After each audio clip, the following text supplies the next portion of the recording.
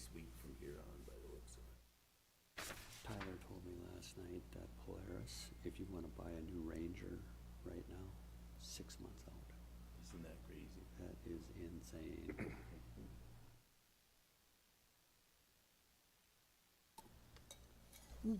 Good morning, and today is Tuesday, March 2nd, 2021. Welcome to the Todd County Board of Commissioners meeting. The time is 9 a.m. Attending remotely will be the media, Nancy Eulenkamp, Ditch and Ag Inspector. Attending in person is Chief Deputy Lonnie Marcus, Adam Osfield, Planning and Zoning, Lauren Feldbaum, Public Works, Chris McCon, and Jeremy Klausman, Solid Waste, Sarah Ogren, Human Resources, Catherine McAdance, Health and Human Services, Rick Utek, Economic Development, Denise Gaida, Auditor Treasurer, Chris Pelzer, Coordinator. All commissioners are present. We will stand for the pledge.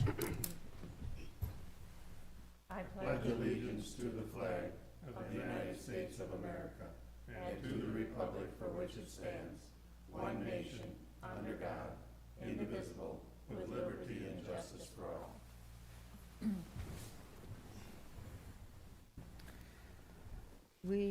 Is there a motion for amendments to the agenda? Are there any changes? We have one. Madam Chair, I have a request to remove 12.2, the 2021 LELS contract, to just for further review. Are there any other changes to the agenda? If not, I'll ask for a motion for approval. I'll move the amended agenda. Motion by Commissioner Newman. Is there a second? Second. Second by Erickson. Any discussion? All in favor? Aye. Okay, next will be the potential consent items. The items we have today are meeting minute approval, February 16th, 2021. American Legion 417 Oscar Jacobson Post, 1-year club liquor license. Diamond Point, 1-year liquor license. Diamond Point 1-day dance license. Double Eagle seasonal liquor license. Greystone Golf Course, 1-year liquor license. Head of the Lakes Resort, 1-year 3.2 malt liquor license. Head of the Lakes Resort, 1-year setup license. Head of the Lakes Resort, 1-year wine license. Hub Supper Club, 1-year liquor license. Long Prairie Country Club, 1-year liquor license. Rhodey's Midway Gas Bar and Grill Incorporated, 1-year liquor license. Saconet Campground, 1-year liquor license. Shady's Golden Eagle, 1-year liquor license. And to hire Administrative Assistant Angela Chamberlain and hire Correctional Officer Letitia Harden. Okay, after hearing these, is there a motion for approval? So moved. Motion by Commissioner Kircher, second. I'm not sure who did this. Kanizel.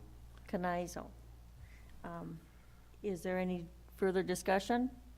Just a question, and maybe I just don't pay attention very good, which is very likely, but is it new that there's a separate wine one? We've had it before. It's Really? just people haven't taken it, and so now people are expanding. Really? Mm-hmm. I'll be darned. Yep, that's not new, but yeah. Any further questions? If not, all in favor? Aye. Approved. Okay, Denise? Items I have today are commissioner warrants. Let me get to them over here. I had so many things to read. First thing I have is the auditor warrants. Background was sent for your review. Recommendation is to approve the February 2021 auditor warrants with an ACH and a regular manual payment totaling in the amount of $1,752,461.46. Okay, is there a motion for approval? So moved. Motion by Erickson. Is there a second? Second. Second by Newman. Roll call? Commissioner Erickson? Yes. Commissioner Newman? Yes. Commissioner Kneisel? Yes. Commissioner Kircher? Yes. Commissioner Becker? Yes. Thank you. The next item I have then is the commissioner warrants. Again, background was sent for your review. Recommendation is to approve the commissioner warrants with an ACH and a regular manual payment totaling the amount of $104,221.94. Is there a motion for approval of commissioner warrants? So moved. Motion by Kneisel. Is there a second? Second. Second by Erickson. Discussion? Roll call. Commissioner Kneisel? Yes. Commissioner Erickson? Yes. Commissioner Newman? Yes. Commissioner Kircher? Yes. Commissioner Becker? Yes. Next item is the Health and Human Service Commissioner warrants. Background is sent for review. Recommendation to approve the Health and Human Service Commissioner warrants with an ACH and a regular manual payment totaling the amount of $44,152.52.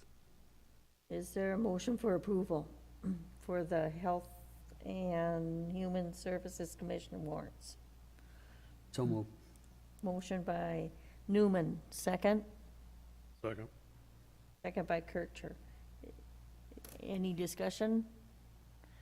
No discussion, we'll have roll call. Commissioner Newman? Yes. Commissioner Kircher? Yes. Commissioner Kneisel? Yes. Commissioner Erickson? Yes. Commissioner Becker? Yes. Next item I have is the Health and Human Service SSIS warrants. Background is sent for review. Recommendation is to approve the Health and Human Service SSIS warrants with an ACH and a regular manual payment totaling in the amount of $58,644.25. Is there a motion for approval for Health and Human Services SSIS warrants? So moved. Motion by Kircher. Is there a second? Second. Second Kneisel. Discussion? Roll call? Commissioner Kircher? Yes. Commissioner Kneisel? Yes. Commissioner Newman? Yes. Commissioner Erickson? Yes. Commissioner Becker? Yes. County attorneys? I think I'll be reading this one. Background copies of signed contracts with Gray Eagle, Clarissa, Eagle Bend, Bertha, and Hewitt. Recommendation is to approve the 2021 contracts for city prosecution services for the cities of Gray Eagle City, Clarissa City, Eagle Bend City, Bertha City, and Hewitt City. Is there a motion for approval? So moved. Motion by Kneisel, second. Second. Second by Kircher. Discussion. Hearing no discussion, all in favor? Aye. Aye. And passes. Next would be Nancy, Ag Inspector, I believe. Isn't, Nancy, are you on? We're on the first agenda item, County Ditch 33. Okay, I'll read it. County Ditch 33 Acknowledgement Receipt Hold Harmless Agreement. she was on earlier. Hi, can you guys hear me? Because I can't hear you at all on the phone. Yeah, we can, well, it doesn't do no good to say that. I'm on the phone line, but it's not working, I don't think. What's that? Nancy, can you hear us now? Nancy, you may, if you're watching it also remotely, that's the issue. You can't watch it and be on the phone at the same time. Say that. I'm on the phone line, but it's not working, I don't think. Causing a delay. Okay.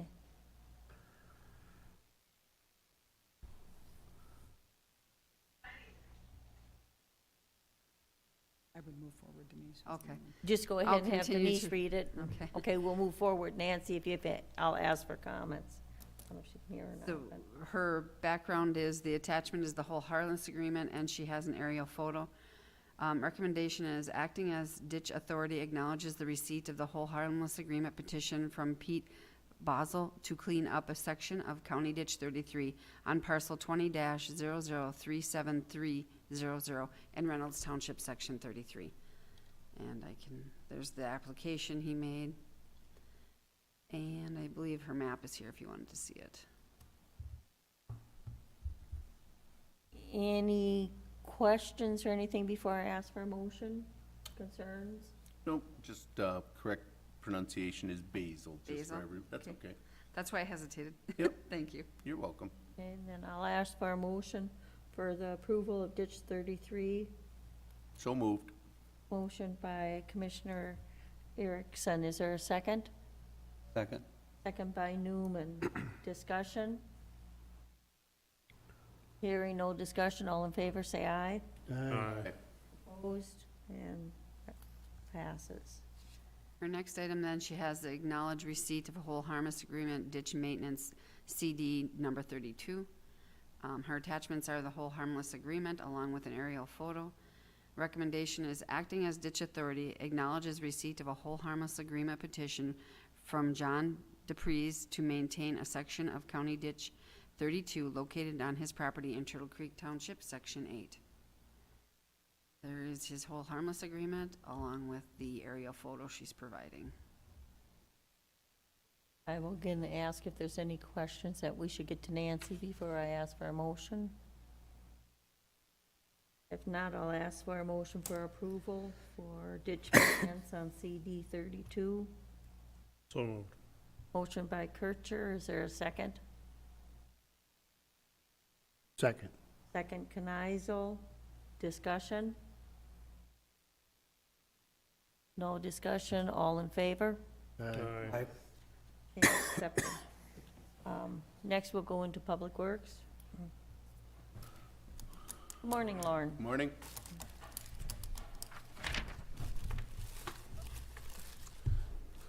Three items on the agenda this morning for Public Works. Our first one is a request from MnDOT to enter into their standard Detour agreement. And the background with this is in fiscal year 2022, MnDOT plans on replacing 2 bridges in the community of Barville. If we can go down to the map that is below this standard agreement. Okay, is it always down? I'll just go to the map. MnDOT provided a detour map. So basically, if I may, I'll stand up here and just show. First bridge is basically on the south side of Barville here as they come in near the park, and the second one is up, I think it's Lady Slipper Drive, just north of our County Road 21. Luckily, MnDOT is planning on doing both bridges under one contract, so they can do basically simultaneously, depending on the size of their contractor. But basically, they'll have to set up one detour. The primary route for this detour is our County Road 14, which would go east and west and then connect up with County Road 11 and connect back up with 71 in the community of Clarissa. So they have provided their standard detour agreement. This is an agreement we've used, the last 20 years. MnDOT has, and they provide a small compensation for us with that agreement. I think it's around $11,518. And that's based on traffic volumes and length of the project. So with that, I guess our 2 options are approve the attached resolution and agreement, or do not approve the attached resolution and agreement. And our recommendation is at this time is to approve the attached resolution agreement, agreement number 1045958. Okay, We have discussion before we. absolutely. Lauren, looking at the map, if you bring that back up, pretty much shuts off the city of Barville, except for that one gravel township road that comes in. And I think it's on this, it does come in on this side of the bridge, on the north end. It does kind of shut it Yeah. down, So- unfortunately, so they can Yeah, I know. come around. Well, what my concern is that gravel road, is a township road, and is that partially tarred? I'm trying to think. Yes. Yeah. So if, let's say, well, the city of Barville has to get their goods, groceries, whatever, from semis, so I'm afraid that township road's gonna get eaten up, unless, coming from the north, you're gonna have to make a big loop to come around from the east. Coming from the south, you'd have to take that township tar Yep, you'd have to take Jasmine over to R5. to 5. Would we have detour signs that way for us, or no? We won't have detour signs, and obviously we'll allow traffic in and around there. The majority of the time, this, I believe, they're box culvert constructions, so it won't be the full time. So I'm assuming they'll be able to put those culverts in like 2 weeks and maybe open up one side of town and then move over to the other side, unless they bring in 2 crews. 2 crews and do them at the same time. I highly doubt that, but there's always that potential. Well, that was my concern, shutting them both off at the same time, pretty much blocks off Barville. Yeah, And if this is approved, I can actually send that request to them or recommendation to them that they put inside their contract that they limit to have one open before the other one is removed, if that's the wishes of the board. Well, I don't know, I just see that maybe as the only answer, but either way, when you're coming in from town, to town, if either one is closed off, you got a mess on your hands. You got to go around, yeah. Luckily, we have County Road 5, and there are Yeah, options to get around, but but I'm concerned about how a stranger from out of town would know that. You wouldn't know to take that, and if No. you come up here to turn a semi on that gravel road, or even on 71, is that approach wide enough for a semi to turn on? I'd have to look at it. It'd be tough for a semi, but Yeah. Ambulance, fire, ambulance, fire, I think those are most likely going to be somewhat familiar with the area. yeah. Okay, well, I'm just throwing up some flags, Mhm. just a little concern there. I don't know about the other board members, but, Any other discussion? I agree. I mean, I think if you leave one side open, it would be nice if it's feasible. yeah, and the issue there was whether a semi could actually turn Right. on that coming off, on this side, I wouldn't be concerned, but up on the north end, I would be. Yeah, I think it's a valid concern and one I can definitely send off to MnDOT. Okay. I think they'd be willing to Talk- add that into their contract. Okay. So I will ask for a motion for agreement 104, 59, 58, 71 Detour. How would you like that motion to read? And who would like to make I'll it? move, Madam Chair, that we accept that with the condition that Lauren check into some of our comments that we've made. Motion by Kircher. Is there a second? Second. Second by Erickson. Is there any further discussion? Hearing no further discussion, all in favor? Aye. Approved. Okay, Lauren? Great, thank you. Our next item on the agenda this morning is a request to purchase a new GPS unit for our engineering staff. The background with this, we originally got a GPS back in the summer of 2006 with the joint project with the Soil and Water Conservation District to survey all the centerline pipes in the county. Due to the age and the ever rapid expansion of technology, our supplier and vendor are no longer really fixing this old of equipment. Therefore, at this time, we're having some issues with it, and it needs to be replaced probably before this construction season. So with that, our recommendation, or our two options, are to approve the attached quote from Frontier Precision for the purchase of a new Trimble R12i Model 60 GPS unit for $25,463.45, or do not approve the purchase of a GPS unit at this time. And our recommendation is to move forward with the purchase of that said GPS unit. Okay, I will make a comment that Lauren did bring this to work session at the last meeting. Is there a motion for the GPS unit? So move. Motion by Commissioner Newman, and that's for approval, Randy? Yes, ma'am. Is there a second? Second. Second by Kanizel. Any discussion? Hearing no discussion, all in favor? Aye. And passes. Thank you. Just a comment, I wish all of our technology sometimes, at least most stuff at my house, would last 15 years, so. It's been a really good unit, so thank you for allowing us to replace that. Our third option, or third item on the agenda this morning, is approval of a engineering contract for the replacement of Bridge 14, or a bridge on 14, bridge number 77509. The background with this is, we did talk about this at our last work session. This bridge is load posted, is getting aged, seeing some signs of wear and tear.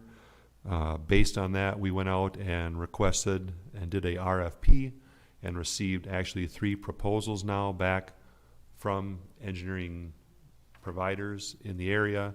At the work session last week, we only had 2. We did get a third option, but that option was actually $92,597, where our other 2 options were the one listed here at $42,000 and another one for $53,000 to provide those engineering services. So with that, our recommendations, or 2 options, are to approve the attached engineering agreement from Widseth for the Bridge 77509 replacement project located on CASA 14 in the city of Broward, or do not approve the attached engineering agreement. And our recommendation is to approve the attached engineering agreement from Widseth for Bridge 77509 replacement project located on CASA 14 in the city of Broward. I'll ask for a motion for Bridge 77509 replacement on County Road 14, City of Burrville. Is So there moved. a motion So by moved. Kircher? Is there a second?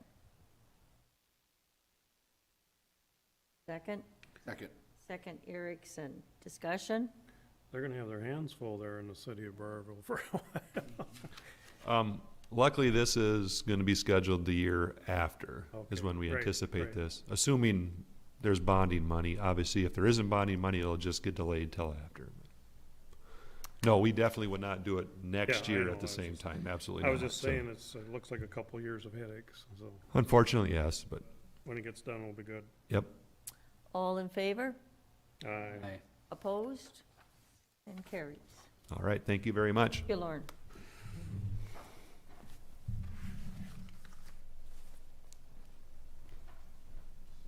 Yes. Thank you. Morning, everybody. Good morning. All right, I just have one item here this morning, the final plat for REM Properties. A subdivision request to establish a preliminary plat on parcel 0300197000 in Birchdale Township was approved on April 16, 2019 with 2 conditions. Planning and zoning has completed the review of this plat and determined it is ready for final platting. So the options would be move to approve the request to establish REM Properties final plat or deny the final plat, and the recommendation at this time is a motion to approve the request for final plat named REM Properties. Okay, I will ask for a motion for the final plat of REM Properties. So moved. Motion by Eric, or Newman. Couldn't hardly hear him. Yeah. Is there a second? Second. Second, Erickson. Any discussion? Hearing no discussion, all in favor? Aye. And that's approved. Thank you.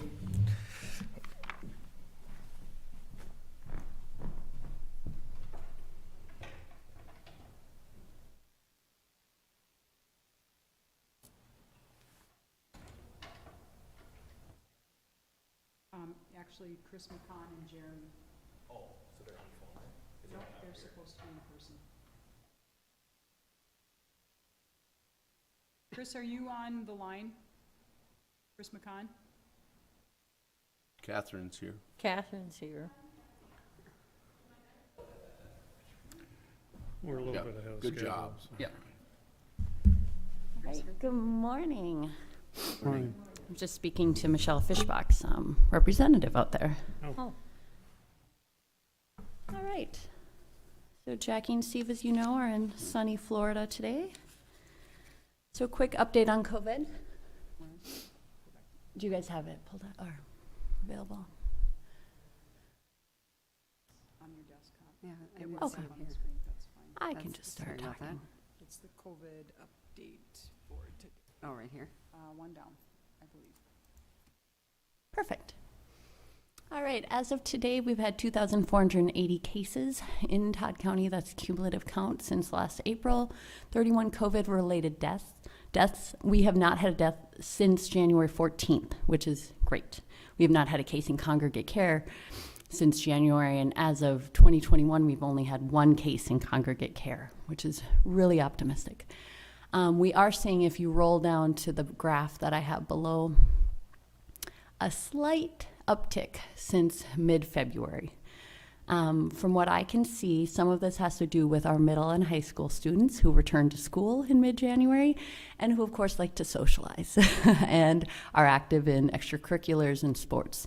It's not a huge concern, but our case rate has started to pick up.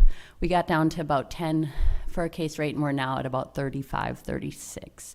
So instead of having 1 or 2 cases a day, sometimes we'll have 8 or 9. But we continue to watch it.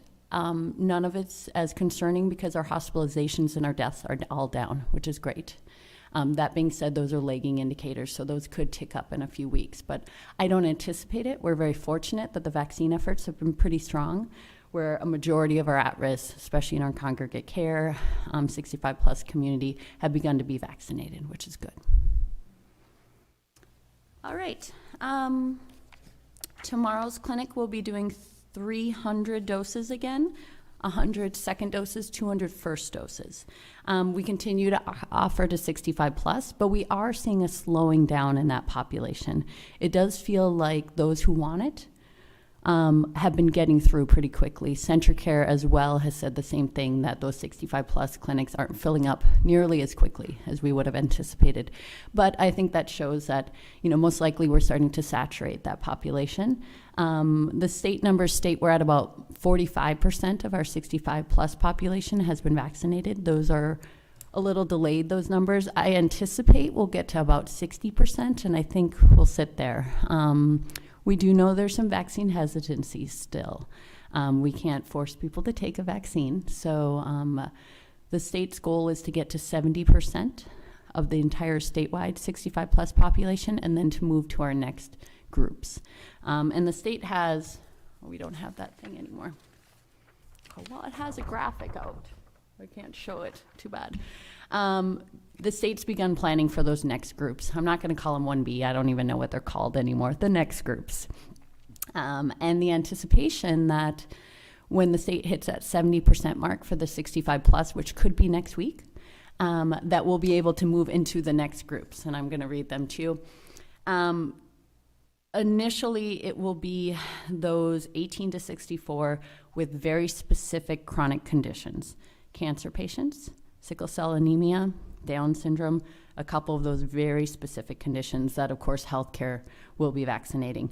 The other group that we're working on right now is our food processing plants. So a number of our large employers, which is wonderful because a lot of them are very interested in having their staff vaccinated. As we all know, we had an outbreak last spring.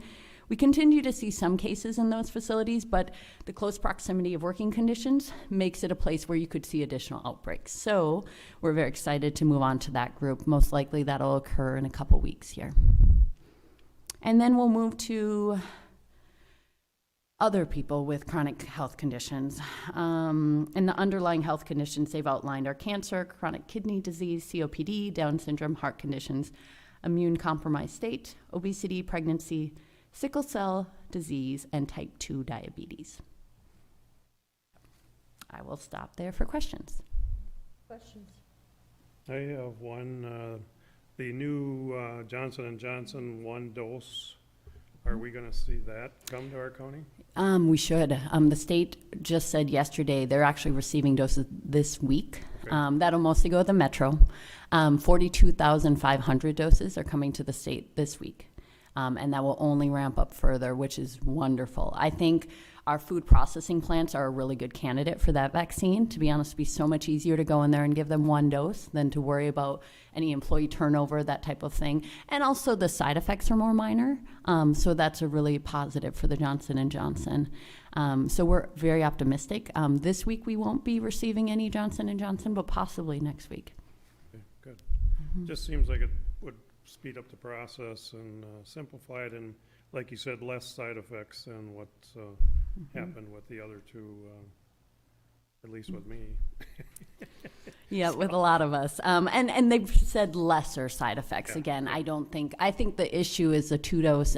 For our 65 plus population, they're very eager to come back for that second dose. I don't think we'll see that with some of our younger populations. It's going to be much more tracking them down to get that second dose. And now that we're seeing even Pfizer's coming out with more information, that first dose is very effective. I think some of that will change as well in the future, so. Well, I think the one dose too, Madam Chair, is that for the younger, maybe you said it, the younger population, them younger kids, a one dose would be more appropriate for them. They don't have to get the needle stuck in them twice. Well, at this point, Johnson & Johnson was approved 18 plus. Yeah. So we still aren't, Pfizer's down to 16. I don't think we're going to see a vaccine available for children. Even Moderna's been testing a 12 plus vaccine. The clinical trials are not going well. Not surprisingly, people aren't enrolling their children for clinical trials of the COVID vaccine. But I do think, if we get a large portion of our 18 plus vaccinated, that'll go a long way. I guess I was thinking more down the line of young people that have chronic disease issues, and maybe they would, the one shot thing would maybe be better, but if it hasn't been approved for that, why? It hasn't. Yeah. So, I agree with you, though. One dose is always easier. So, I don't know if we saw it on the thing earlier up there, and maybe you don't have access to it. Do they have a total that's been vaccinated for Todd County besides us? You know what I'm saying? Or are we, basically, we're just seeing our numbers, correct? There's a vaccine dashboard out there. I believe it's 3,000 some. I can't give you a total number right off the top of my head, but we've done about a third of the vaccinations in Todd County. Not from addresses when they come registered for the vaccines. Correct. And if they get the vaccine, a Todd County resident, let's say got it in Douglas County, it'll be tracked by, how many people in Todd County have been vaccinated. If you go to MDH's vaccine dashboard, you can see that pretty quickly. We've had about, I think it's 12 to 13% of our population vaccinated. The state said about 14% overall. Mm-hmm. And if I could ask one last question, I've been around people who have gotten the shot, and they make the comment to me, well, I can't get it now because I have the vaccine. Is that a true statement? It's becoming more true. They're studying more and more about the vaccine. As I want it to be clear, because some people think it's not a live virus, the vaccine. If you get vaccinated, you cannot test positive after being vaccinated. So if you have symptoms, that you can't test positive, you get full immunity 2 weeks after you have your second dose, right? That's what they're stating. At this point, if you had a close contact with someone, right, they're stating you do not need to quarantine up to 90 days after that 2-week period. So they're not encouraging testing. Most likely you'll have very, very mild symptoms, and most likely, yes, it is. They're testing more and more, and Israel is the country that's had the most people vaccinated, and I think they said of the 600,000 people vaccinated there, 20 people actually had a confirmed case of COVID after they were vaccinated. So very, very unlikely to be that. The one thing they're still really studying, and this will be very helpful when we start looking at getting away from masking and other restrictions, is if you do have a close contact and if you contract the virus but have no symptoms, are you able to then transmit it to others, right? So that idea of, are you still infectious after being vaccinated? And that as well is a very rare opportunity that would occur. But the problem is with a new vaccine, they're still studying it. So they're hesitant to say there's no chance, but it's very, very minimal. Thank you. Mm-hmm. I'm sure. Yes. I read last night that if you had blood type O positive, with all the testing they've done, they said your symptoms or even getting COVID are a lot less. Well, I'm O positive, so that's good. I've heard some things around that. I don't know if it's been confirmed, but there has been some discussion around blood types and what that means as far as, severity of the disease. I think it probably still is more connected to if you have underlying health conditions and your age, but, I think we'll learn more about that as we start to see, really studying more about the disease over time. Mm-hmm. Thanks. Any further questions? Thank you. Thank you.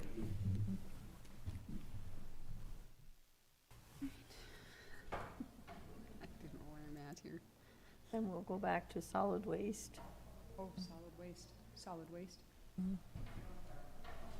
waste. Morning. Morning. Morning. Good morning. Just got one item today. This is for the license for the garbage haulers. A little background is every year all the haulers that pick up garbage in the county, curbside and residential, and commercial have to obtain a hauler's license for Todd County, and then must bring what they collect to the transfer station in Browerville. This year is the same haulers as last year, which is LPS, Alex Rubbish, Tom's Refuge, G&T Sanitation, West Central, and Waste Management. Options are to approve the license to these haulers or to not approve the license to these haulers. Recommendation is to approve the license to the haulers. Okay, is there a motion for the solid waste hauler's license? So moved. Motion by Kneisel, is there a second? Second. Second, Erickson, discussion. Do we charge for these licenses? There is a small fee on them, yeah. And then they pay so much for each truck that they bring or utilize with the facility. Okay. Any other questions, comments? Madam Chair, I'm just looking here, it was, 6 haulers that we got contracts with, Yes. right? Okay. I think there's only 5 listed, isn't there? There's 6. Is there 6? Yeah, G&T started up here a little over a year ago, almost 2 years ago. Okay. Any further discussion? If not, all in favor? Aye. Opposed and passes. Thank you. Yep, thanks. Yeah, we'll go into administration now. Health. Oh. Oh, some employee wage. Good morning. Morning. Good morning. Today I'm bringing an agenda item on temporary and seasonal employee wages. The background is that we are requesting an increase in the beginning hourly rate of pay from $12 an hour to $14 an hour, as well as a $1 per hour addition for each employee who returns the following year for both solid waste and public works departments. This matter was brought to the Personnel Committee, and just as a reminder, last year the Sheriff's Office increased their starting wage for their seasonal rec water patrol assistants. Options being to approve the pay increase or to do not approve, with the recommendation to approve the pay increase for seasonal and temporary employees. Okay, I will ask for a motion for pay increase to temporary employees from solid waste and public works departments from $12 to $14 per hour. So moved. Motion by Erickson, is there a second? Second. Second, Kneisel. Discussion. Yes, Madam Chair, how many employees does this pertain to? Estimate would be 3 this summer. Okay. Yeah. Just 3. Yeah. And I believe from Public Works, it's a returning employee? Yeah, they have to be interviewed, but the wages was being affected by returning employees. Yeah. They have 1 returning employee, and they hope to have 1 new employee as Yeah. well. What was the wage before, a year ago? $12 an 12. hour. So the new one would go from 12 to 14, the returning one would get it, the 14 plus $1 more Yes, per year? per year. of So if return. he's been here 3 years, it would be $16 an hour. Okay, And there was much discussion from the people presenting this that even finding anybody to apply is hard. Difficult, yeah. okay. We did a survey of what other counties offer as well, and the $14 an hour feels appropriate. Is there any further discussion? If not, all in favor? Aye. Aye. Opposed and approved. Thank you. The LELS contract That one was is pulled, yeah. and so then we'll go, Chris, with the grant awards. Thank you, Madam Chair. Rick should be entering as well Sarah, He's can you get visiting, so I don't Rick? think he knows he's up yet. Rick, yeah.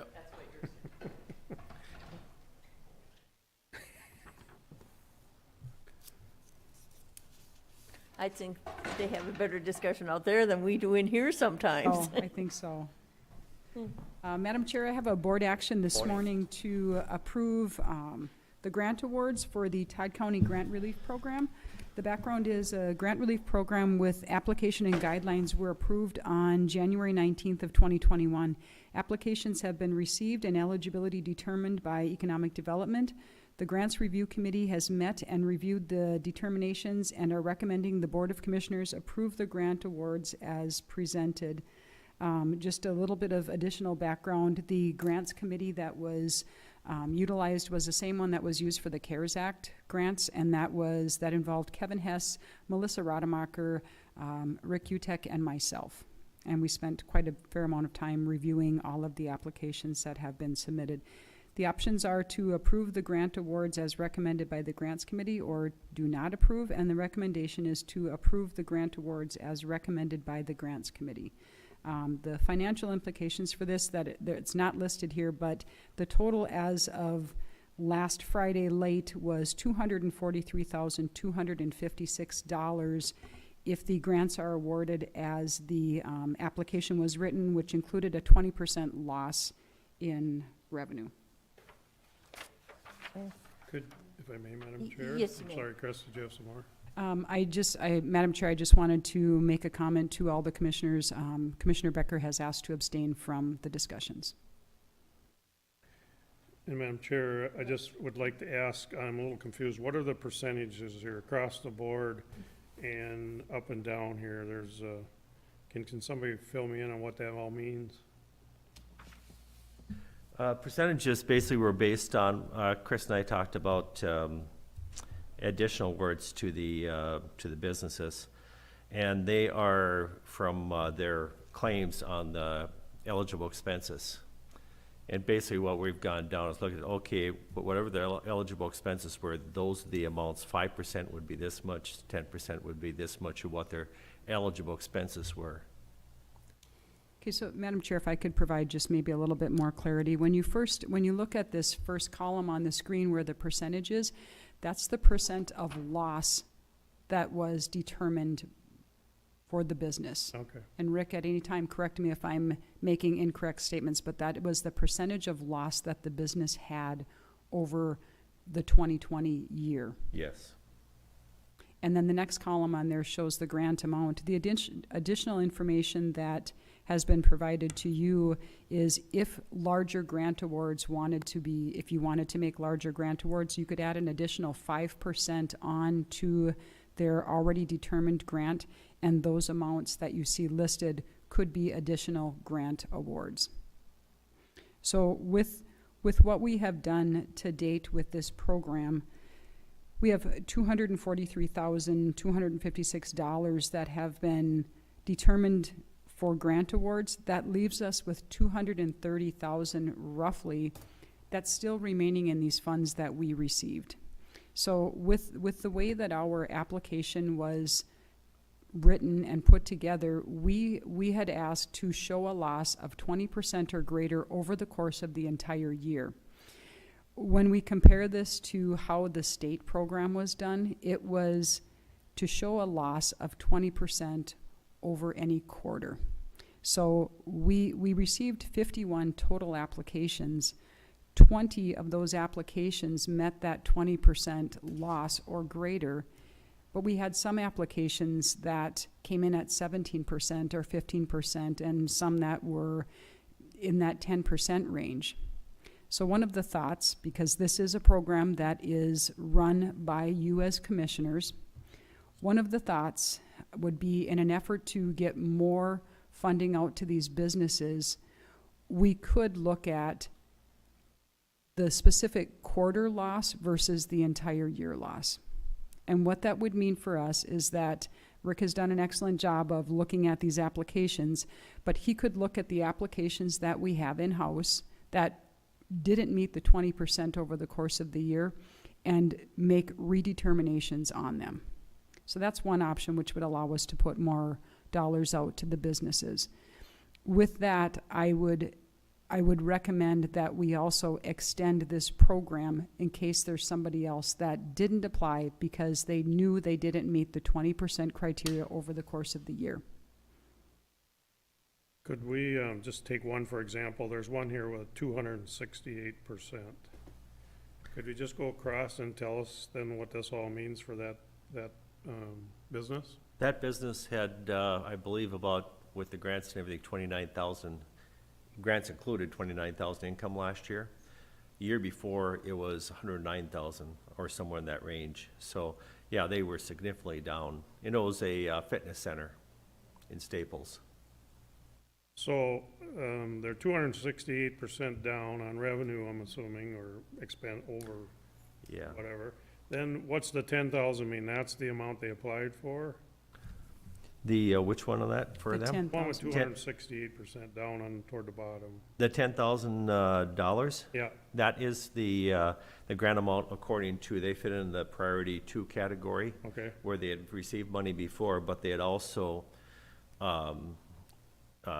qualified for, according to our grant guidelines, for $10,000, 5 plus an extra 5. They had more than $10,000 in Okay. fourth quarter claims. So if we go across, then would their grand total be, if I'm hearing you right, maybe I'm not, 10,506 or no? That is correct. Yes, at 25. Okay. Because their grant award calculated out to just over $10,000. Yeah, okay. Or what? And Madam Chair, if I may just further expand on that, Commissioner Kircher, that $506 that's remaining, those are expenses that weren't covered because the grant award was up to $10,000 for that. So they have an additional $506 in eligible expenses that they submitted. Yeah. And that would be the same for anybody that you see on this list. And then we have a couple that, one is at 20,000, one's at 15, and one's at, well, a couple are at 25,000. Mm-hmm. So, they obviously did not qualify for any grants previous to that, or what? Madam Chair, if I can clarify that one, if we look at, we will look at number 16 specifically. Yep. That one is a priority 1, which means they did not receive any funding through Todd County in any of our grant rounds. Okay. So they were put in a priority 1. That automatically put them at the $25,000 grant award. That was good. And you will see further down, like number 20, that business did receive funding in our CARES Act rounds, but because of the number of employees that they have, their grant award was at that higher level. Good.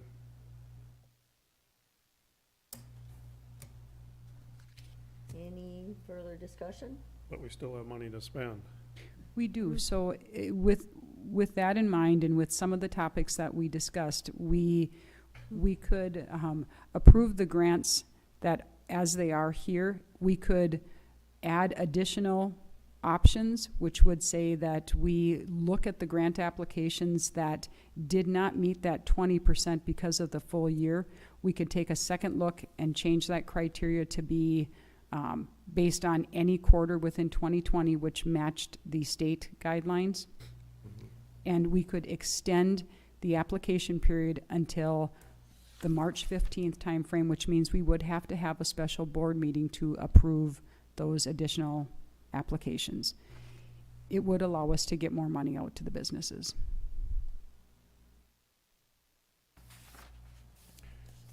Madam Chair, well, if Yes. we don't do that, what happens? If we accept what is presented today with the $243,256 and do nothing further, the additional funds would then be given back to the state.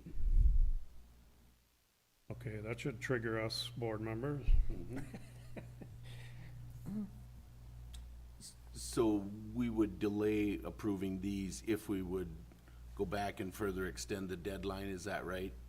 The applications that you see in front of you met that 20%. So I feel like we should move forward on Can these. we do both, is what I'm saying? Yes. Can we approve this and extend? Yes. That would be Yep. my If- choice of options. Yep. So And I Matt, think I heard you say, if I'm not mistaken, that some of them were around 10. I would also go into you know, what's the worst case scenario? We get too many applicants and then we can lower the amounts and divide it or something? I would much rather see it stay local. And I'm going to ask for maybe Rick to speak on this, but even looking at the applications that were at that 10% mark, if we were going to be looking at a 20% loss in any quarter, those 10% ones might be close to the 20% if you look at the specific quarter versus the entire year. Right, it's, we took the percentage loss for the entire year of 2020 compared to 2019. Right. And 2020 included any grant dollars also received. We didn't include PPP, that was being paid back, just grant dollars. Well, if we do what Rod is saying, would that increase our applications, or are we just redoing these? It could increase our applications, which is why I would ask that we extend it, just so we can give that fair opportunity for anybody who thought they wouldn't meet the 20% over the course of the entire year. I just want to make sure that we are fair to anybody who's out there with Because I a think struggle. there's more out there. And Madam Chair, if I may add also, I mean, we, again, with this round, did reach out to the businesses that did not apply in any of those rounds, and some of them have chosen to not apply, and we will continue to reach out until the funds are gone. We made several calls, a lot of calls out to people. That because of tax purposes, or? I'm not sure. I'm not quite sure what the answer is to that.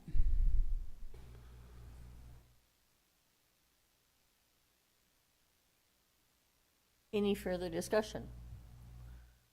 If not, I will ask. Yes, Madam Chair. I Okay. just want to ask one more. I think we only have one nonprofit here that I see, maybe. Yes, STEP? Yeah. Is that a place we should be reaching out to, or? They took quite a loss in 2020. Yeah.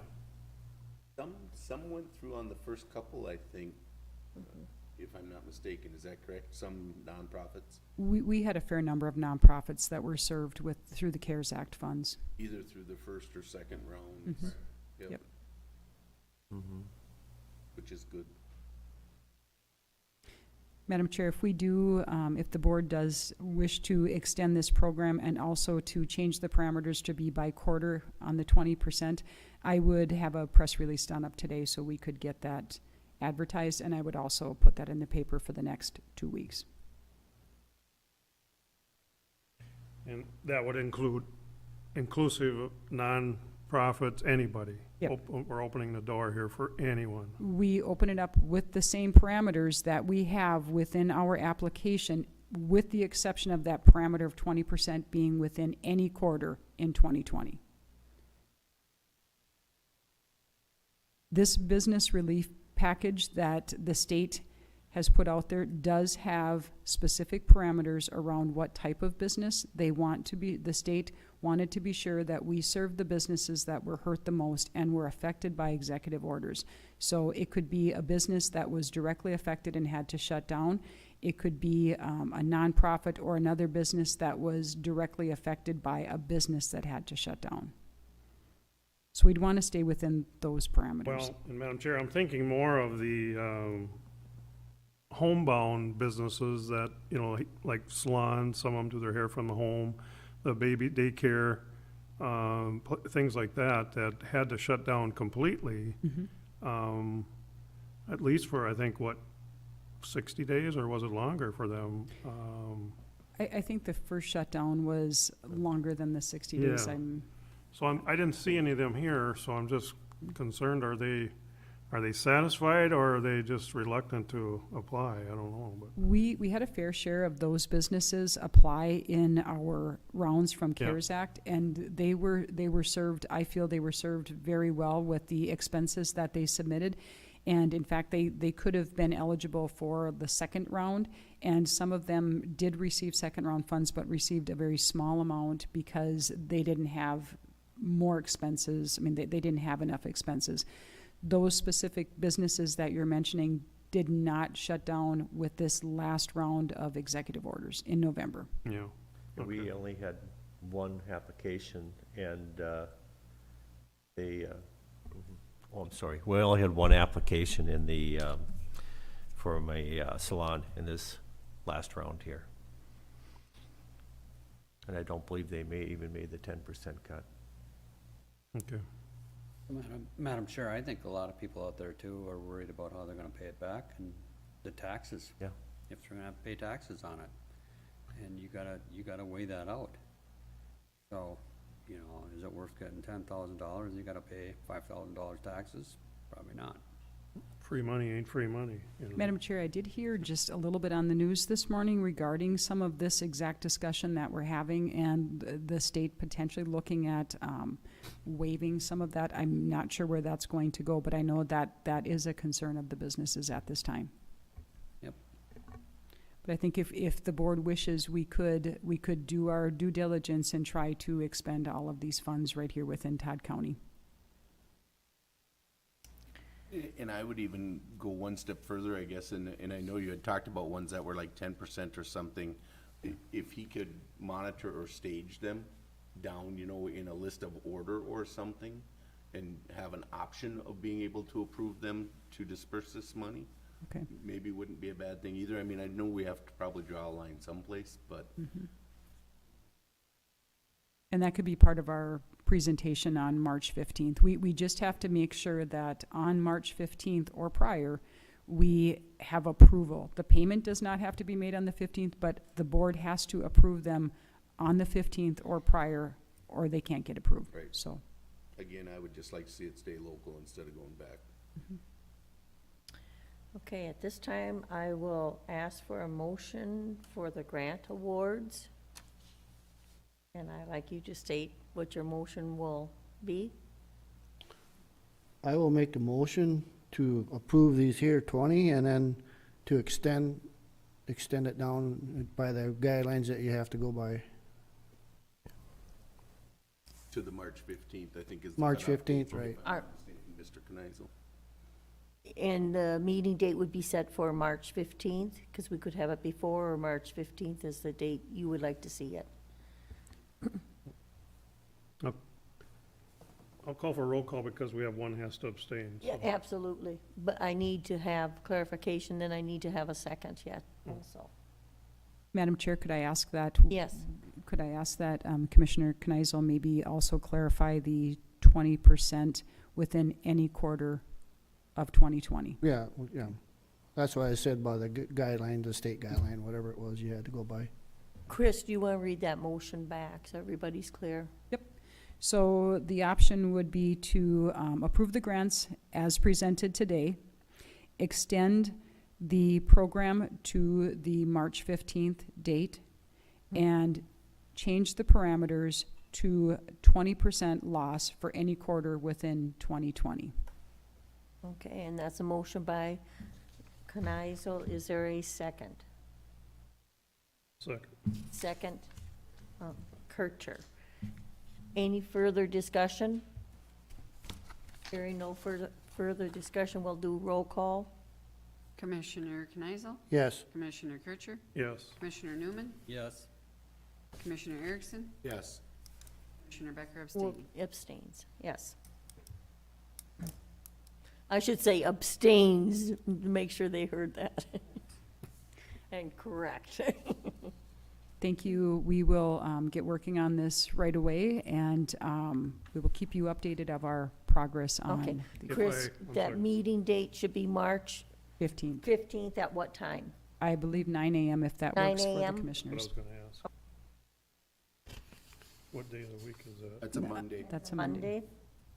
And it's actually the day prior to our scheduled board meeting, and that's just how it's falling. Oh, so. it is. Okay. If there's no other business, we'll do standing reports. Madam Chair, I just wanted Thank to you. note that we have 3 elections coming up. Your township elections will be happening on March 9th, and that consists of 21 townships. April 13th will be the Staples-Motley special election for the referendums, and then absentee voting is available right now and is open, and you would do that through the school. And then we were also just notified that Upsala School District is having a special election May 11th. That's what I Okay. have.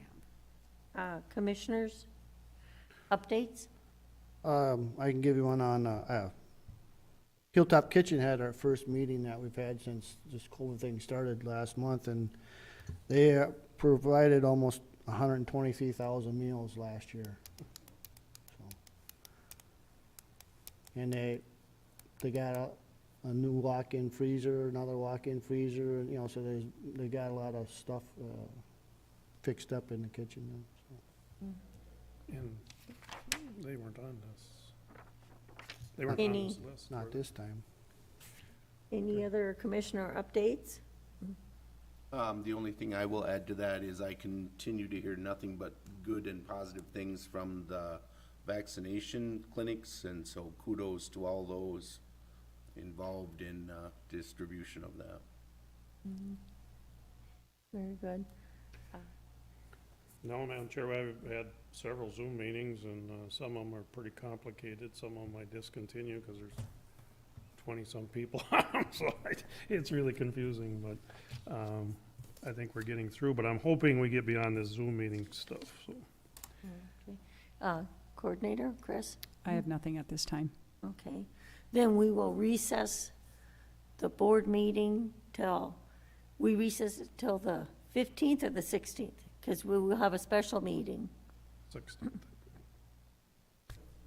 16th, and then the one is a special board meeting. Okay. Right. Recess till the 16th, with the special board meeting being the 15th at 9 a.m. One surgeon was doing surgery. Okay, and then we'll go into the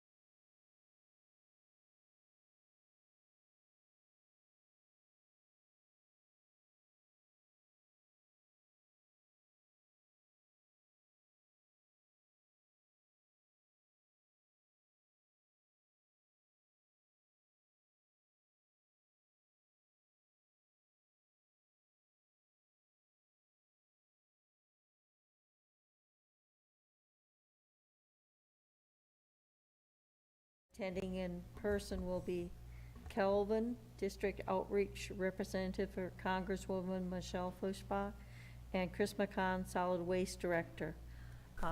Commissioners are all present. Commissioner Kircher is just leaving, so we'll be missing him. And welcome, we're gonna have Kelvin come first, so if you want to introduce yourself and.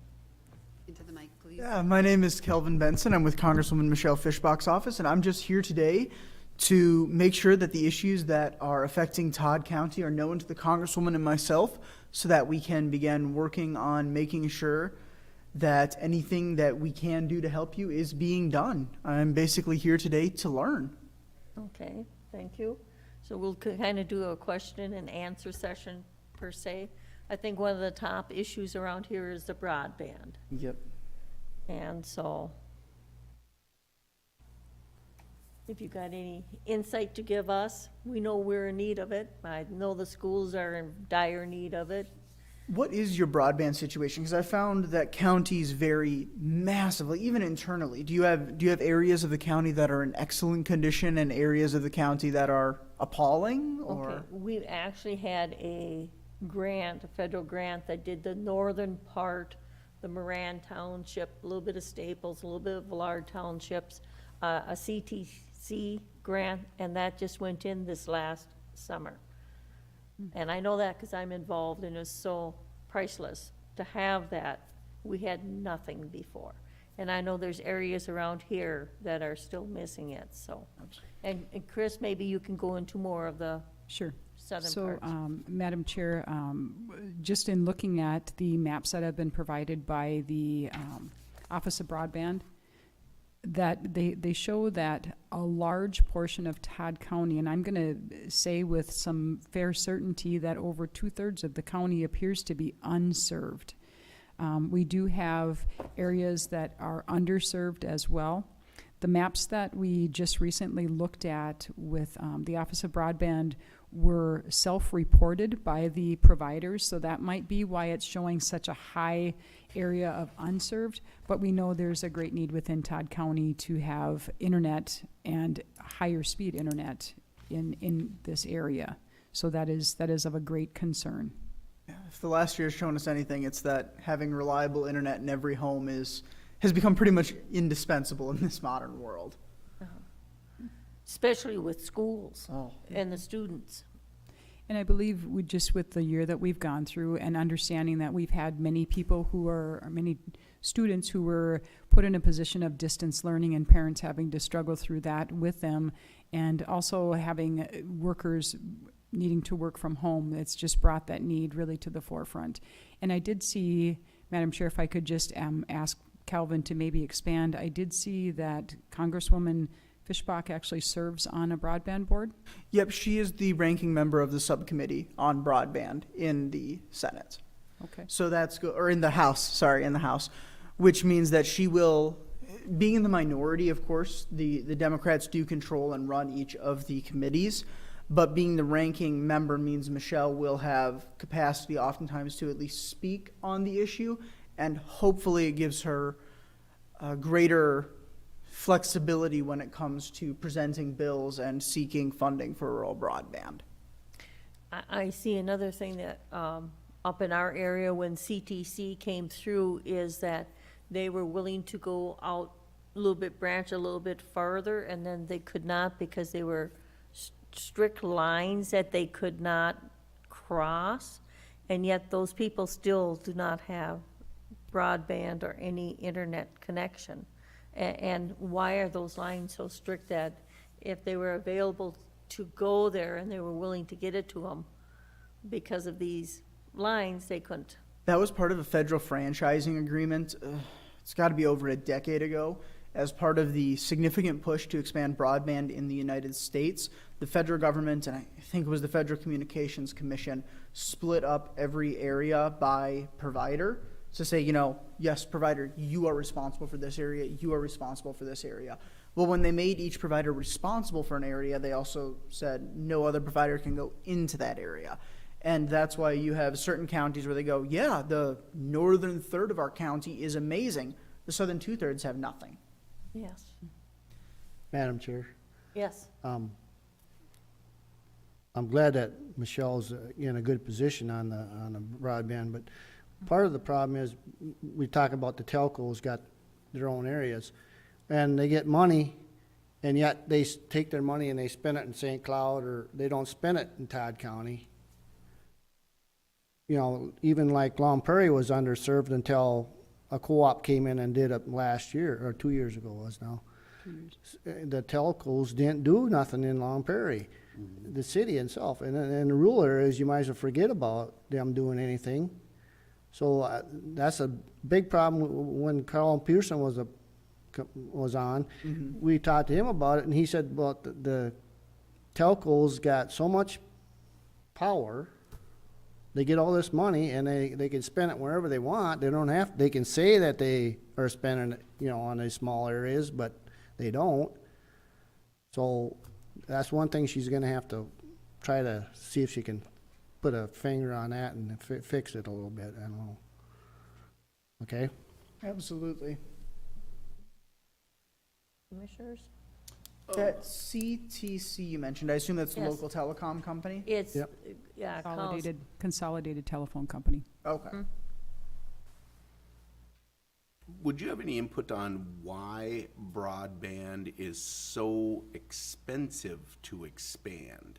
When we listen to the numbers and the millions of dollars that they quote for expanding it to areas that are gonna serve such a minimal number of people, what regulates the costs of that? I mean, and I'm not a techie kind of guy, so I can't understand all the big words, but what can make it so expensive to be able to expand that out into those kind of areas?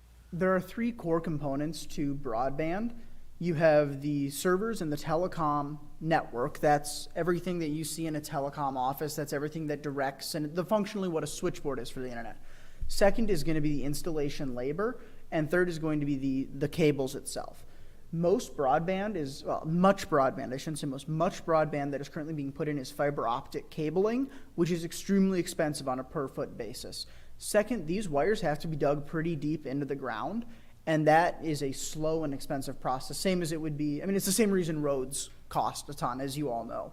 It's the physical labor that goes into it as a driving force, and it's very similar with broadband. It doesn't matter whether you're putting in a water main or a telecom cable. Digging through a mile is digging a mile. It's going to be expensive and it's going to be time consuming, and that's one of the major cost drivers. Other than that, the general infrastructure that surrounds it, the server space, the control systems are expensive, but the number one reason the expansion is so expensive, it really is driven by the labor cost and by the cable costs.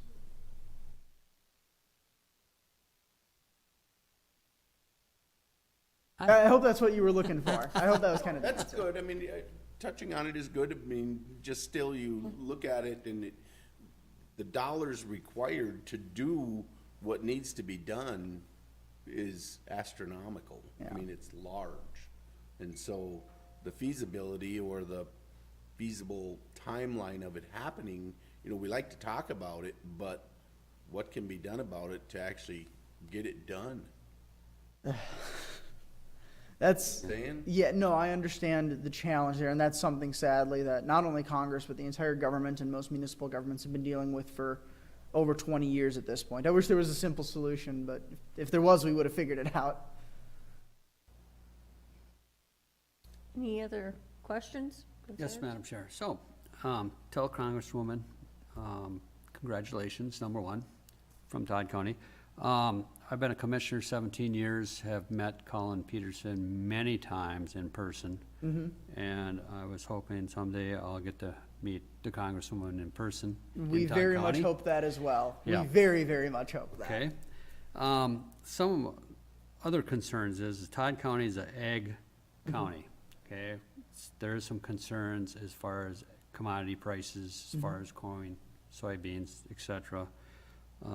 Colin was a big pusher on that. The other thing that concerns me right now is when Biden killed the Keystone Pipeline and you've seen gas prices jump, you know, 20, 30 cents, and I think a lot of us are worried that it's gonna get up to about $5 a gallon, back to the Obama times. So, you know, we were fortunate enough this last 4 years to have $2, $2.25 gallon of gas. And that really helped, It did, yeah. even when we had the pandemic. So, you know, there's some concerns there. Heating our homes, you know, we're in a northern climate. LP, we gotta have that to heat our homes, so there's concerns there, but Well, I think- you'll be happy to know that Michelle was named the ranking member on an agriculture subcommittee here. I'm going to pull up the exact title to make sure I Okay. give it to you exactly correctly.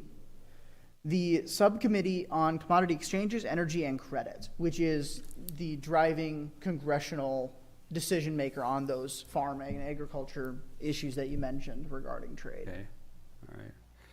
Yeah, and the other thing, I'll add one more onto that, is our electric. You know, and is renewable gonna be sustainable up here? That's the question.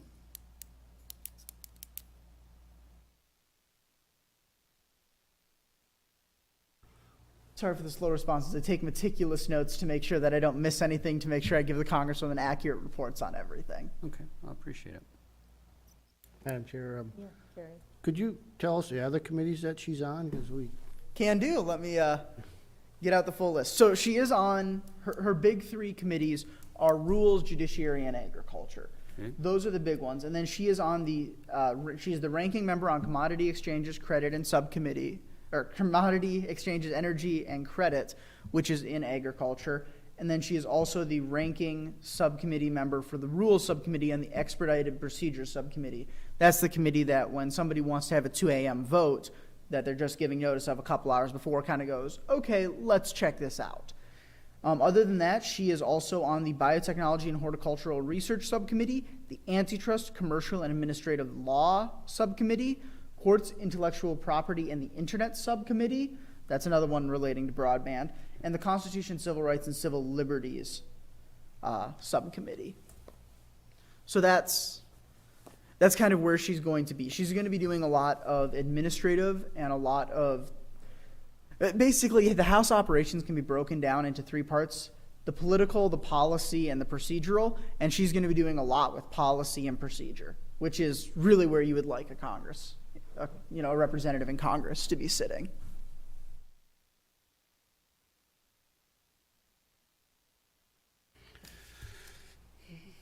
Madam Chair, if I could just ask, Calvin, do you know when there would be an opportunity for us to actually have a meeting specifically with Congressman Fischbach?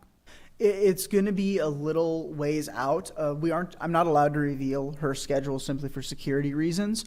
But when the opportunity presents itself, I have noted down here that you guys would like a meeting, and most counties do. So when the opportunity is made available, we'll reach out. Okay, perfect, thank you. Yeah.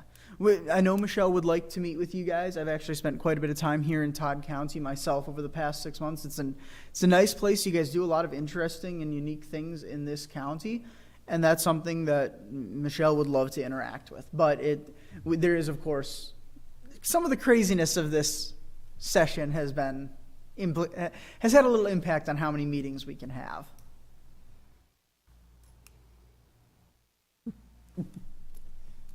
As we all smile with all of our Zoom meetings, right? It's been a whole new lifestyle. In my first 60 days, I had over 50 Zoom meetings, so I very much get what you're going through. Is there anything else that you would like the Congresswoman or myself to be made aware of? Any major issues? Anything that you see as hey, this is something important in our county, we want to keep it that way? Anything else you'd like to communicate to myself, the Congresswoman, or just the federal government in general? We're a pretty good liaison when you're having difficulty with an agency. Well, I think with the pandemic and the COVID, I think the small businesses in the area have definitely been hurt. Your restaurants, your bars have been mandated closed several times within this time frame. I think we want to be able to hang on to the small businesses, hang on to the people that live here. Yeah, I know you guys, I believe it, you guys lost a restaurant that I used to, be a patron of quite frequently. Little Mexican place just up the road. Sadly, I can't remember the name, but every county has been losing businesses, and that's a challenge that's coming with these times right now. Madam Chair, if I may, the funding definitely has helped. So is getting the funding at the county level to support the businesses, to take care of any county needs due to the pandemic, that's been great. I would just, on behalf of the commissioners, if I may, just say that sometimes the parameters are not fitting for all areas. So having some parameters that allow the commissioners to make decisions based on the needs of this specific county, that's helpful. Mm-hmm. And even the time frames, when the COVID money came out, it was CARES such a, the CARES Act, it was such a short time frame. I mean, we all sat on subcommittees and all worked together, and we, I think, spent it very wisely and very well.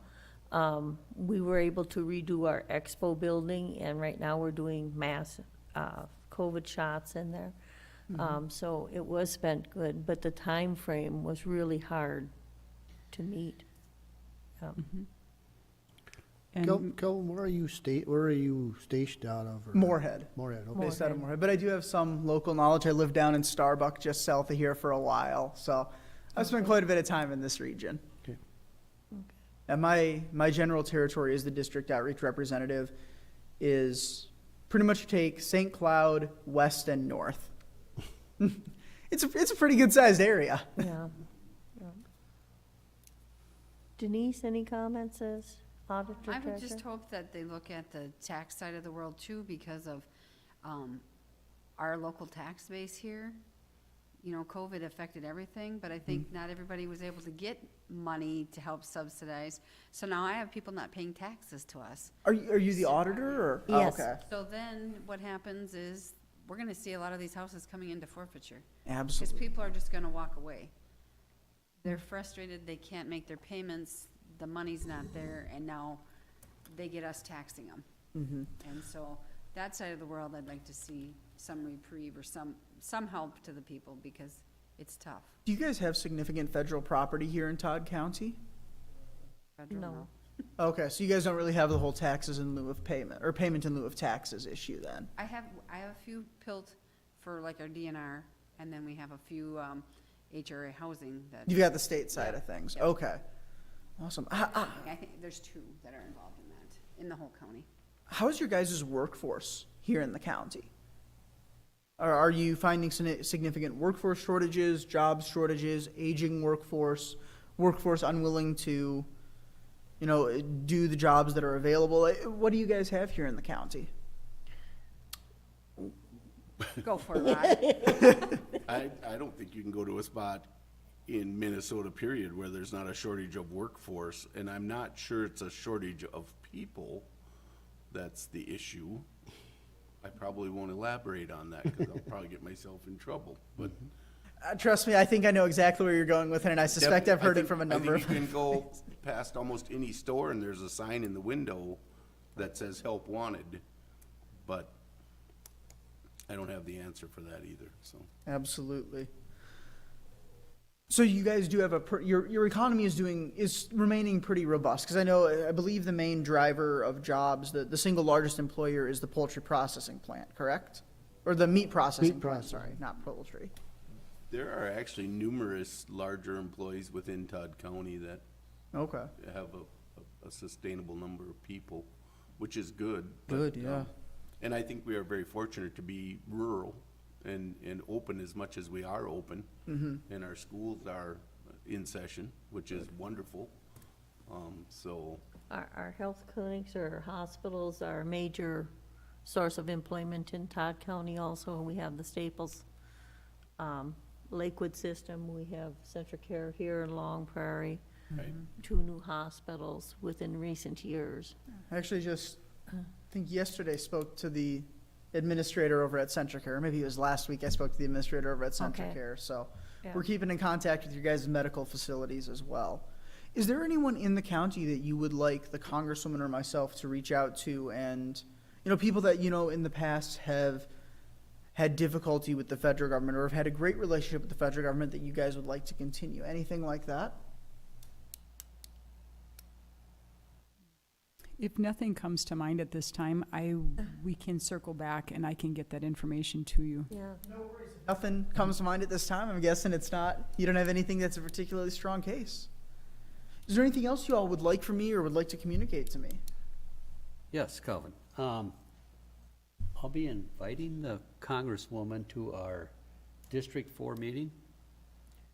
And that's AMC, Association of Minnesota Counties. And that'll be 11 counties that are in her area that I would ask kindly if she could attend, and that would be June 18th. It is in Fergus Falls, Okay, yeah. okay? At their government center, but it would be nice to see her in person. Yeah.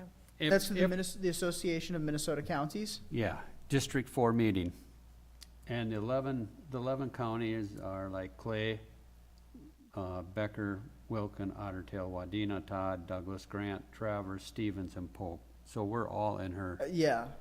except Wadena, I don't know if they're in Pete's. Wadena is not. Wadena is over They're in Congressman Staubers. Yep, Yeah. so, The other thing is, you know, our transit, our Rainbow Riders, our Friendly Riders, they're always looking for federal dollars for buses and so forth, so we are involved in both the Friendly Rider and the Rainbow Rider.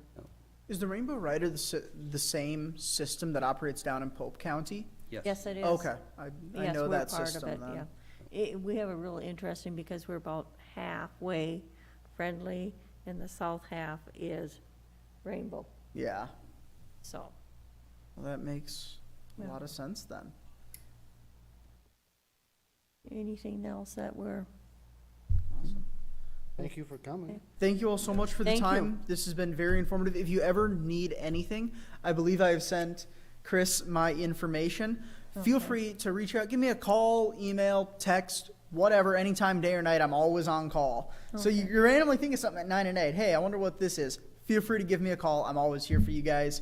If you ever have an issue or something you'd like me to be aware of, reach out. Thank you for your time today, and I look forward to doing this again. yeah, thank you. Thank you. Thank you. Thank you, Calvin. You'll get me his contact. Yes. I will get it to everybody. Thank you.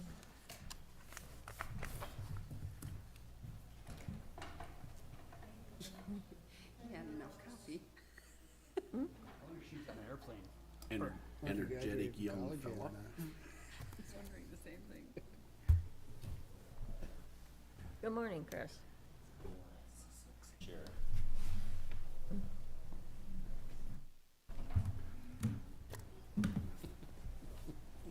That you speak into the mics for the media that's on. No. Good That's why morning. I was trying to watch that political, because somebody's listening, it's gonna come back.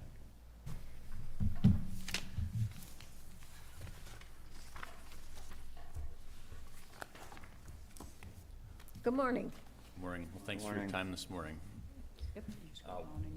We appreciate just the opportunity to talk to you about this film plastic collection program. As of, it's got here in the memo, well, I'll take a step back if that's okay. Jeremy, do you remember what year we started doing this with Revolution Plastics? 2018? Okay. So it's, I think we did about 2 years. yeah, okay. This started even before my time, I know that. But Revolution Plastics, for free, was collecting film plastics from the agricultural community and also like boat storage wrap places. And it was a good idea, but Revolution Plastics is a private business out of, I think it's Arkansas, that they tried doing this in all of Minnesota, but they found that the density of our production of this material wasn't great enough for them to actually break even. So they quit collecting, but they still are willing to take the material for free. So they'll drive their semi up to a location. There's one in Sauk Center. Becker County has one. And and they bring that material back to, I'm pretty sure it's Arkansas, and they recycle it. This is a problem material in the solid waste industry because it causes problems, whether it's in a landfill or in the back of or at a resource recovery facility. So we've been communicating on a committee level with, between Otter Tail County, Wadena, and Todd about resuming the collection ourselves. And we've received positive input, just on a discussion level.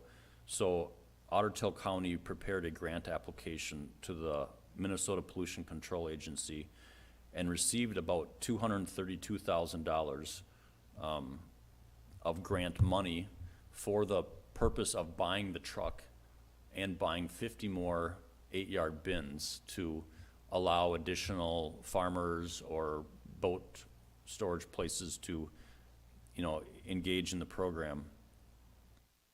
And the Otter Tail County signed the contract, the grant contract with the state of Minnesota last Tuesday. And as we've discussed this with your solid waste committee, the idea is this needs to come to a work session to see if you have any more comments or concerns about the program and the draft agreement that we prepared that's attached here for how we would, build that relationship to collect this material and to share in the program. We've shared this with the attorneys from each county, and essentially we got some spelling errors from them, but nothing of material significance. And I don't want to carry on for too long, but if I could just describe in my own words what the contract says. And I'd like to kind of capitalize on the commitments because I don't want to, I want you to hear those too. So the way the agreement, as I've written it and drafted it, is worded is Otter Tail County is going to be called a sponsor because they'll own the truck and they'll drive it. And then we're welcoming other counties to be partners in this, so we call you a partner. And in the program, as part of the agreement, for us to fulfill the agreement with the state, you'd be required to participate with us through, I believe it's June 30th, 2023. So it's a pretty short term. After that, the agreement is written that you can leave whenever you want. But the benefit, I guess one of the big benefits of the program is that essentially the state is paying 75% of the cost of a truck, a front load truck that can pick up these containers and collect. That's about a $260,000 truck. So instead of each of us individually having this truck that we use maybe 2 days a month or 4 days a month, and it's sitting still, we would just all collectively own it. I'm going to skip back in the packet to,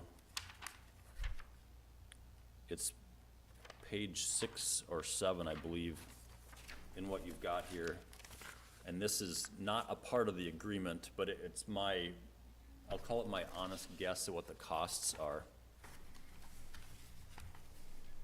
The payment, is that what you're on? Page 6. I think it's down. Sorry, I should be Okay. pointing it at you, That's Denise. okay. Oh, I'm not even there. Right there. So I'm not supposed to get up and walk around because then they can't hear me. If you could scroll down a little bit, Denise, that'd be helpful. So if we could go to the far right column, the total cost there, one over there, it's capital cost is $310,000. That's the cost to buy the truck and buy 50 bins. And then how do you spread that cost out between the state and us? So the way we've shown this is, and we're looking for comments, but if you go up to the first row at the top of the table called current participating farmers, we took that row and said, well, the capital cost is something that we all have to pay up front at some level. We don't know how the system will work. We want everyone to be more successful. But we basically based the cost and the agreement for the purchase of the capital based on our actual number of users. So there's 162 current people on the list. Of those, 56 are Todd's. So I don't remember the percentage, so I'm gonna look it up here. So that's about 35% of the capital cost. But the state is sharing that cost, they're taking 75% of it. So I know there's a lot of data here, but if you go down to, there's a row called County Share of Capital Cost. And do you see the number there for Todd County? Thank you. It's about $27,000. So that's what I would call the upfront cost to get the program going that you would pay based on what we've set up.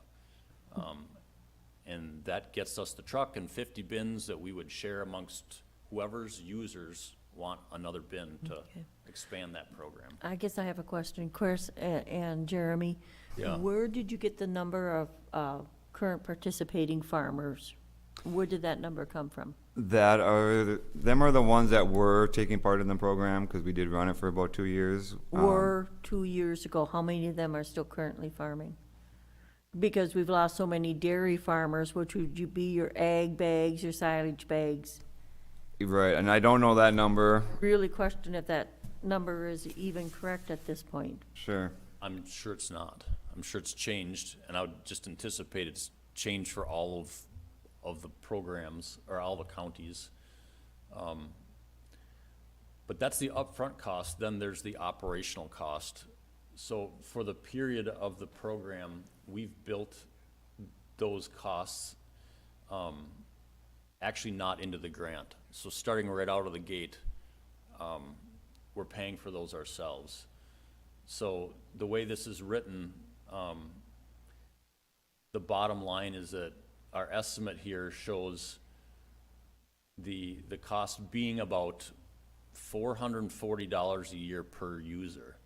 And this particular example shows the generator pays $200 a year and the county pays $239. And that includes the capital and the operating cost. Now in this agreement, we're not telling you what to do as far as how you split that up with your residents. That's up to you.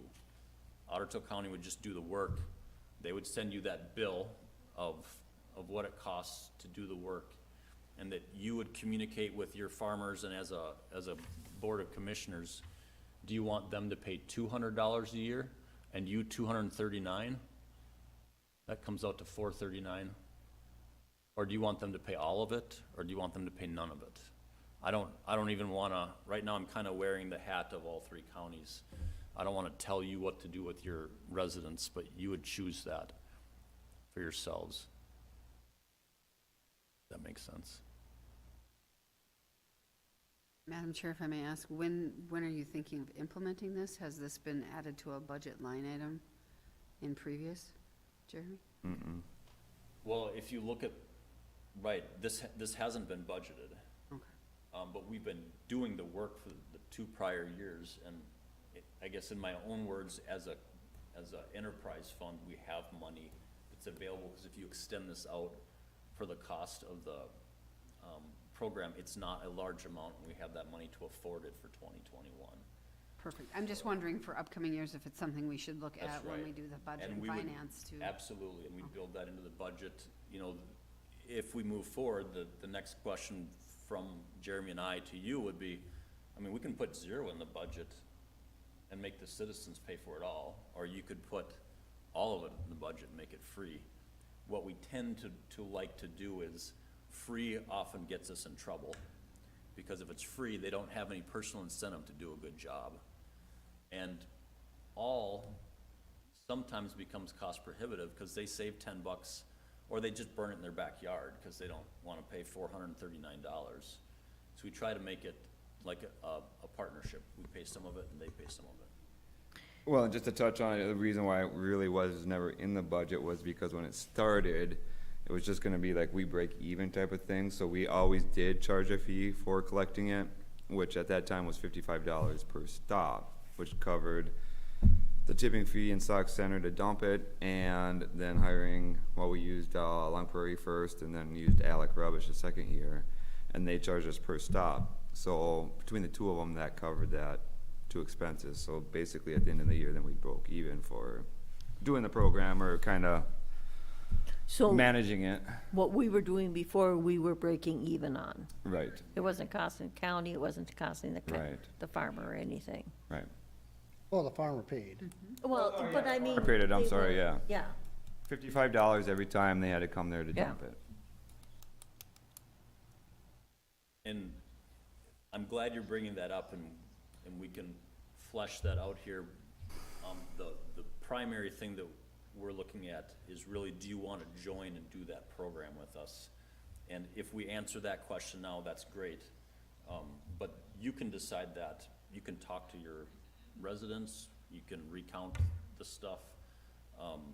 That doesn't have to be decided today. you know, when so much of this was brought up, it was brought up at the township annual meetings, and it sure. was discussion at several township meetings, annual meetings. It's just interesting to know where they would feel today versus, you know, 2, 3, 4 years ago.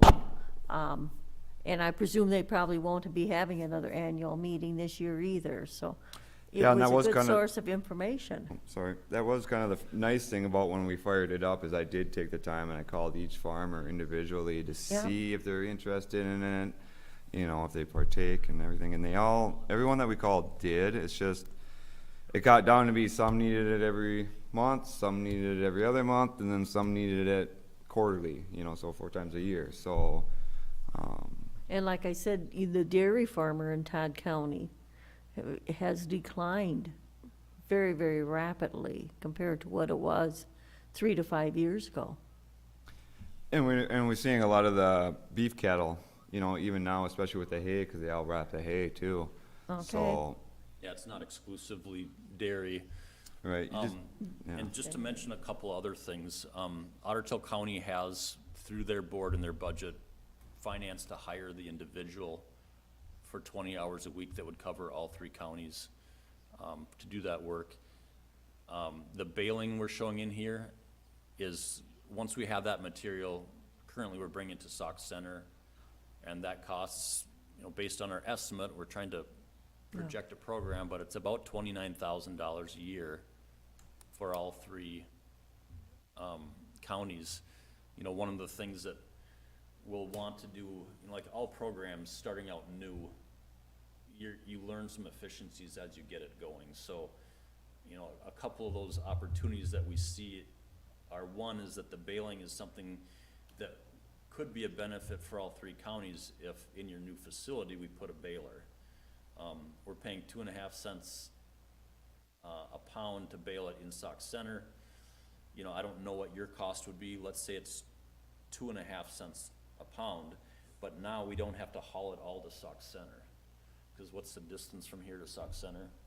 19 miles, 20 miles. Yeah, so you've got at least 40 miles of extra driving around the trip that we wouldn't have to do, you know, for each of the counties if the baler was here, because Revolution's Plastics would just show up at your facility. Would we need extra employees for this? Or would the employees be Well, and that's considered gonna be the, okay? Or that'll be would the we interesting need, thing with the new facility, because if, you know, we're gonna be updating things too, so it's gonna take less time hopefully than to have staff doing, you know, for loading garbage for the instance, if we use a payloader, it's gonna be a lot faster than versus using the compactor and the containers and the Bobcat. So, you know, you might be able to work that in there then, you know, because we'll have the space to hold it, store it, or whatever, so. And we're not expecting you to do that, it's just we're trying to communicate with 3 Right. counties, looking for efficiency. The other thing that we're planning to do early on that may be less efficient, but we want to do a good service for all the counties, is the service has been significantly interrupted, and we'd like to start this off on a better foot. Our plan is to literally collect every month, just across the board for every facility, and give it a year. Clean out the yards, get it back to what we would call a normal situation, and then maybe it takes 2 years, but then take a fresh look at it, because we may learn that, you know, Gary's gonna correct me on the, Commissioner Knies will correct me on this, but there's a seasonality, as I understand it, to the consumption of that bag. So, you know, maybe in the summer months, there's really not so much need for collection. And am I right or wrong, Commissioner? Well, probably right. There's like, especially if it's beef cows are out on pasture or stuff. So the bag's sitting there, but it's storing the feedstock. And so, you know, Ottertail County has other programs, so that driver, if we've got really low tonnage in the summer, we may go, I'm just making stuff up, but every other month. And that driver will work then on other programs in Ottertail County and won't be charging his time to this program. We won't be spending fuel and mileage on that vehicle. But we wanted to be a little more conservative in the cost estimate and assume monthly collection for what we shared with you today. So, Madam Chair, so Yes. we're looking at a 2-year grant period, correct? Yes, Commissioner. Okay, so basically, we would try it for 2 years, see how it goes, and if we feel it's worthwhile, then Right. we can continue on. That's right. So, have you guys talked to Water and Soil about the dairy beef facilities within the county?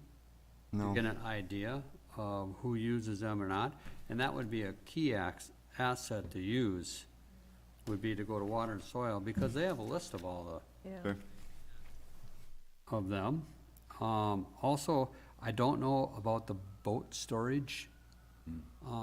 You know, maybe you could contact some resorts or somebody, or look up, see what we got for boat storage, so. Because there is a lot of that blue plastic out there, Right. Yeah. so that's just my thoughts. But, yeah, if it's only a 2-year program, I would, you know, like to see it move forward, but then if it doesn't work out, we can get out of it. Gary, comments? There's a possibility if we did get out of it that the farmer still could pay to have you come and get the plastic maybe, huh? If your county isn't involved in it? Right. I guess I wouldn't say we won't do that. I would guess it would be, I guess I haven't thought of that. How would we do that? We'd just have to charge them more, Yeah. you know, for our county to serve your county. That way. The other thing I just want to point out too is what we tried to use is like a 10-year average to get those numbers. There is a heavy investment you have at the beginning. Because of that thing I pointed out in the beginning, county share of capital cost, that's after the state pays 75%. We share that grant with everyone based on our current number of users. Your investment is really heavy that first year. It's $27,000.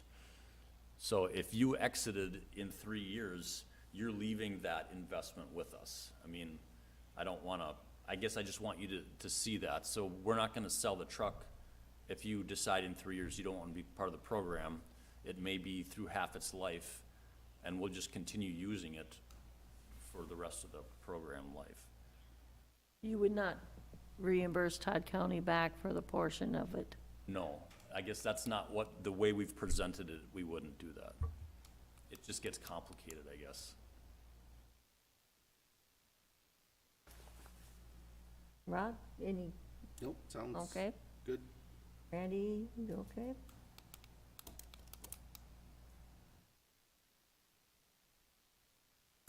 When do you plan on bringing this to the full board? Because we'd have to bring it to a board to take any action on this. Yes, Chair, that was if, unless you wanted us to do something differently, that's correct. You know, I guess I would like to have the numbers on top looked at, the current farmers, you know, and the participants, where you got those numbers from. Mm-hmm. Because I don't know how accurate they are, and maybe they are, but those numbers I would question. Yeah, and a little bit of background too, Chair, as I've been explained to it from Zach, because Zach Fiested's our assistant director, and he's been, I would say, carrying the heavier load of this program. When Revolution's Plastics, they actually got a grant from the MPCA to market and cast this statewide. And in their attempt to make it profitable, they received applications from farmers and they did not accept them all. So you had to produce a certain volume of plastic to get in on the program. So, you know, our goal is, while I'm sure you're right that there are some farmers that, you know, I know some personally in Otter Tail that have closed in the last 3 years. But we would want to open it up to those smaller generators, and that's why, as part of the grant, we asked to include, I think it's, $50,000 to get about 50 more bins that we would offer to your residents, whether it's a farmer or a boat storage facility. So then, each county would get so many bins to be stored within their county? Well, I'm guessing we would, Or- as part of the process, we would communicate this out and get feedback from your residents and Wadinas and Otter Tails. And I just assumed, I mean, I don't know how it will work out, but if we get 10 farmers and you get 10 that want it, and Wadena gets 30, we'll just give them to who needs it. I mean, I don't know that we want to nickel and dime who gets it. It's kind of first come, first serve was my thought.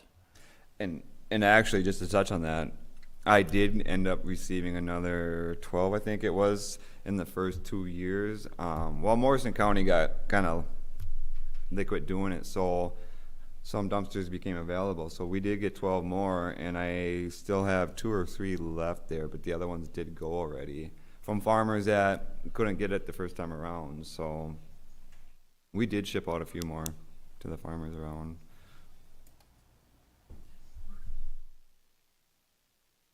Okay. I think we gotta do some conversations with the farmers out there. I should have been keeping track of everybody that's been calling over the last 6 to 8 months on when we're gonna fire it back up, because I probably could tell you that number. There's been a lot of calls on it. There really has. Okay. Any other questions? I just have one other one. So the Outfit and Sock Center, so if the farmers down in the southern part of my district who are Sock Center addresses, they can haul that to themselves, right? Yep. Mm-hmm. Okay, Some of them do already. right. Well, they're so close, why pay Yep. somebody? Well, that's what I told them too when I talked to them, yep. Yeah, And then we do get some that are bringing it up to us too, because they gotta get rid of it, and once we get enough for a roll-off, we just load up the roll-off and take it down there. So, I mean, there is still a little bit going on, it's just not going to the farmers themselves and getting it. Okay. Okay, I guess at this point, thank you, and Mhm. we'll have further conversations and where it comes. Thank you. Thank you. Okay, and that would be the end of the work session